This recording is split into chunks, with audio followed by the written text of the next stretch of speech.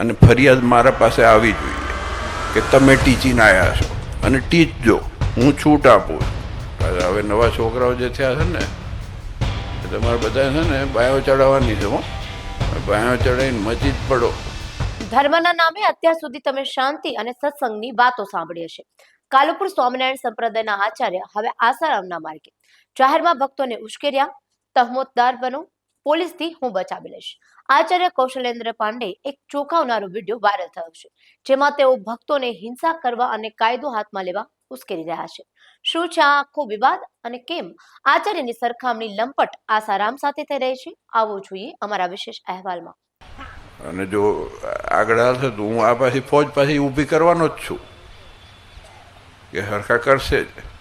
પણ હકીકતમાં કહું છું, આપણે શેના માટે પાંગડા થઈએ છીએ ખબર જ નથી પડતી. અને ફરિયાદી તો થવું જ નહીં, કોઈ દિવસ ફરિયાદી નહીં થવું, તોહમતદાર થવું. તમે આજે સેલ્ફ ડિફેન્સમાં ગોળી ચલાવી દે તો એ છૂટી જાય છે માણસ. આ બહુ સ્પષ્ટ વસ્તુ કહું છું. અને તકેદારી એની નથી રાખવાની, જેમ મેં પહેલાં કીધું ને એમ ટાર્ગેટ નથી. આપણે ટાર્ગેટ એને બનાવવાના છે. અને ફરિયાદ મારા પાસે આવી જોઈએ કે તમે ટીચીને આવ્યા છો અને ટીચજો, હું છૂટ આપું છું. આ યુવક મંડળ છે, યુવક મંડળને શું કરવાનું? હવે નવા છોકરાઓ જે થયા છે ને તમારે બધા છે ને બાયો ચડાવવાની છે. હો, ભલે કસરત બસત ના કરો, ચિંતા નથી. બાયો ચડાવીને મચી જ પડો.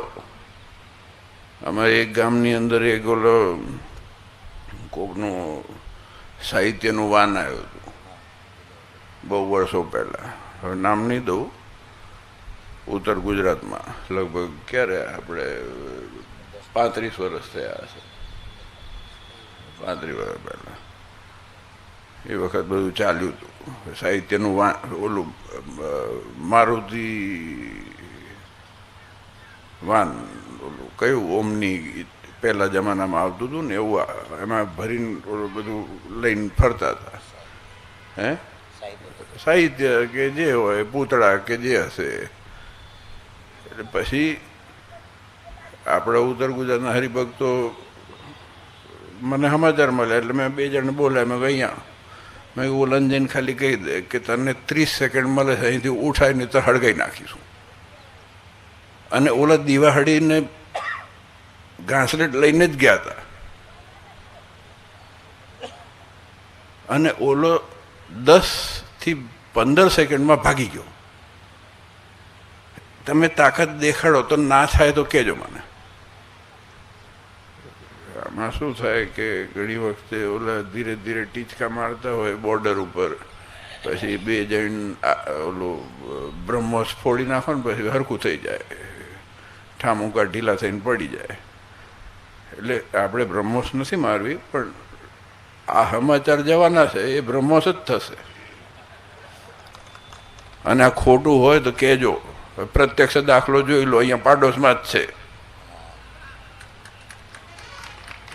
પાડોશમાં જ છે. ઉખાડીને મૂકી દીધું. મેં કીધું જાઓ, નથી જોઈતું તમારું નાટક. અને એવા કેટલાય લાઈનમાં છે, જો હરખાની હાલત બધાય જશે. આચાર્યનો આ બળાપો સાબિત કરે છે કે ધાર્મિક સંસ્થાઓ હવે સત્તા અને મિલકતનો મોહ સત્ય પર હાવી થઈ રહ્યો છે. શું આ નિવેદન આપનાર સામે તંત્ર પગલાં લેશે? આ અંગે તમારા શું વિચારો છે તે કમેન્ટ બોક્સમાં જરૂરથી જણાવશો.